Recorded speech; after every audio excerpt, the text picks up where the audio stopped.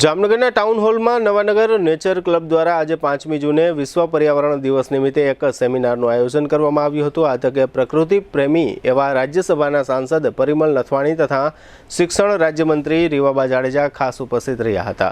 Nature ક્લબના પ્રમુખ વિજયસિંહ જાડેજાના માર્ગદર્શન પ્રમાણે આયોજિત આ કાર્યક્રમમાં ગુજરાત લોહાણા મહાજનના પ્રદેશ પ્રમુખ જીતુભાઈ લાલ ઉપસ્થિત રહ્યા હતા। સૌ મહાનુભાવોએ સંસ્થાની આ પ્રવૃત્તિને બિરદાવી હતી। આ તકે વૃક્ષારોપણ કરવામાં આવ્યું હતું। આ તકે રાજ્યસભાના સાંસદ પરિમલ નથવાણી, રાજ્યમંત્રી રીવાબા જાડેજા અને સંસ્થાના પ્રમુખ વિજયસિંહ જાડેજાએ આપેલી વિગતો પ્રસ્તુત છે।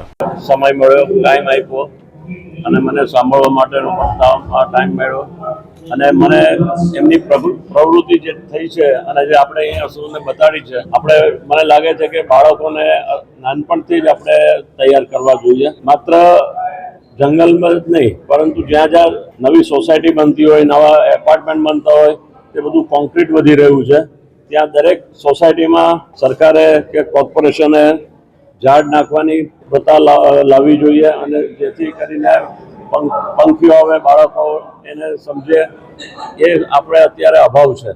એટલે જ્યાં જ્યાં આપણે નવા અહીંયા હું જામનગરની વાત નથી કરતો, પૂરા દેશની વાત કરું છું।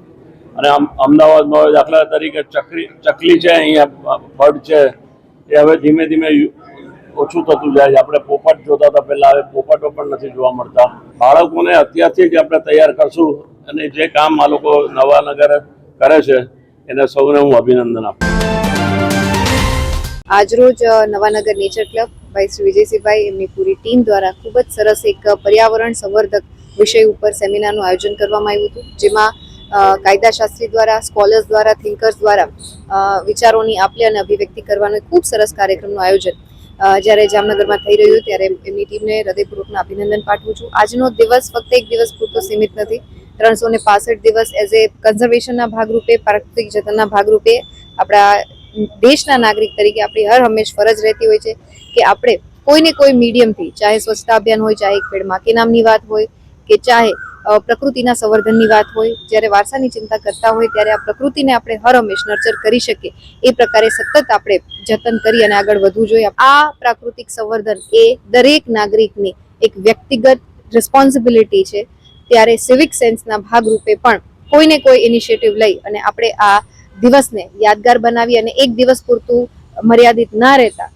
365 દિવસ આપણે પ્રાકૃતિક જતનમાં ક્યાંક ને ક્યાંક કોન્ટ્રીબ્યુટ કરીએ એવી અપેક્ષા। આજરોજ અમારી સંસ્થા નવાનગર નેચર ક્લબ દ્વારા વિશ્વ પર્યાવરણ દિવસ નિમિત્તે એક વાઇલ્ડલાઇફ એક્ટ, પોલ્યુશન એક્ટ અને ફોરેસ્ટ એક્ટ અંતર્ગત એક કાયદાકીય સમજણનો સેમિનાર રાખવામાં આવ્યો હતો।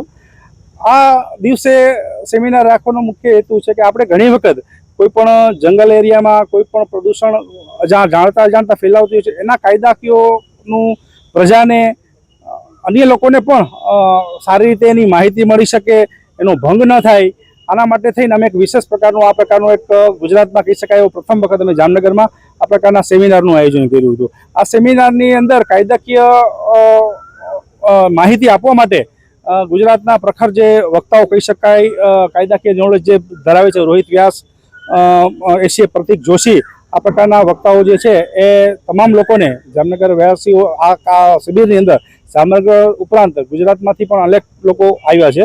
તો આ તમામ શિબિરાર્થીઓને તમામ પ્રકારનું કાયદાકીય નોલેજ મળે અને આવનાર દિવસોમાં આપણો દેશ હરિયાળો બને, પ્રદૂષણ મુક્ત બને, આના માટે થઈને અમે નવાનગર નેચર ક્લબ દ્વારા અમે એક નવો પ્રયોગ કર્યો છે।